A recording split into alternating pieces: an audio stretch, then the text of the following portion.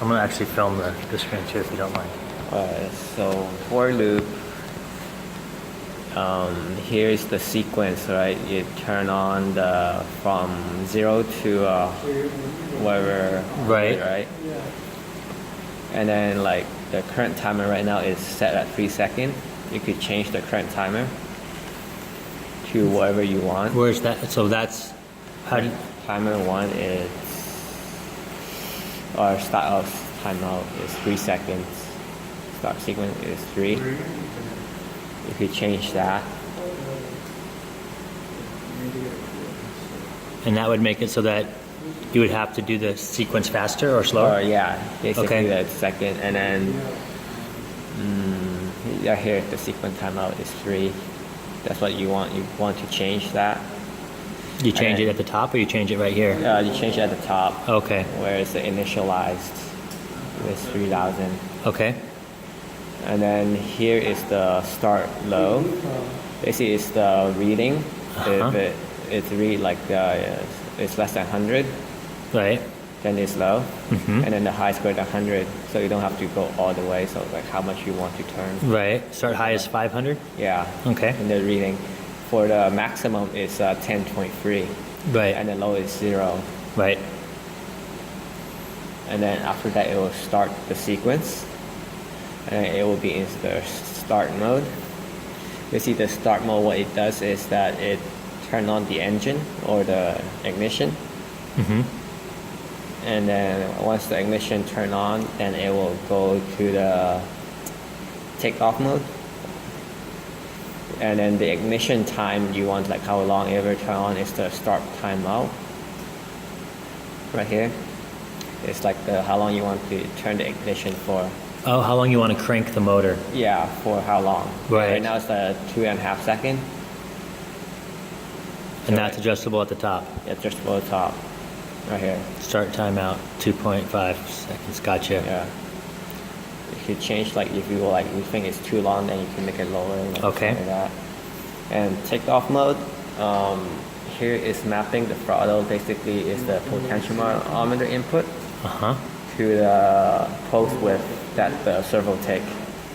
Which is 500 to 2000.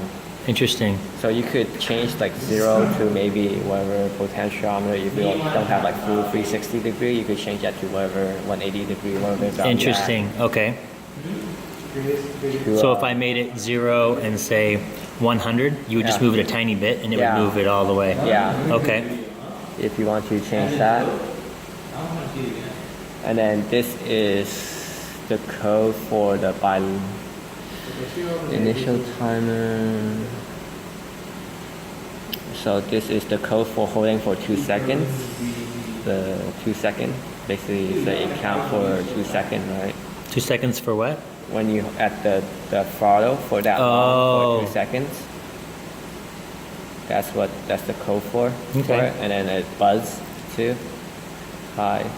And this is the takeoff for it's the bilinear. Right. Basically it goes this.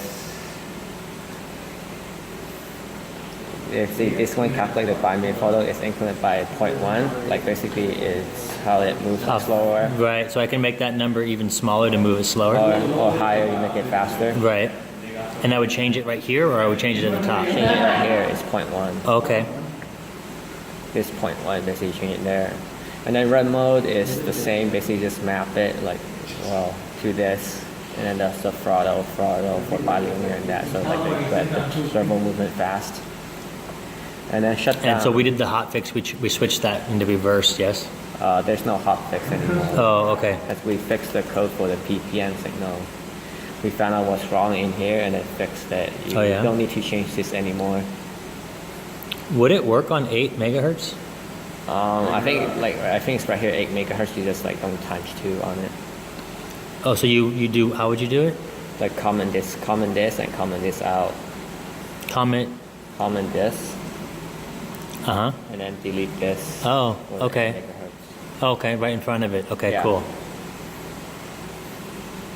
And then the shutdown mode is already everything is default basically. Default photo value there of ignition value, which is set in default. It's 1,000. But the default for the throttle is 500 because that's when the 0 degree for the throttle. Oh, okay. And then this is the switches state. Basically, go to the next state, like you go to default to run mode. It's also the detection for the Hall effects. It's in here too to go to shutdown mode. Okay. So right here. And then this is the code for the low battery. You just change this value for whatever you want Right. as a low, and then this value too as the high. Cool. Basically, this. I was trying to make this to blink, like buzz, keep buzzing, but it's not working. Right. If you made that blank, it would. Like not blink, but like buzz 1 second and then like stop 1 second. Oh, kind of like Blink does. Yeah. Like on and off for 1 second, but it's not working right.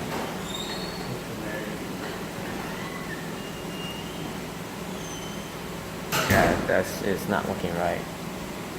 So I guess I can change this. Let's see.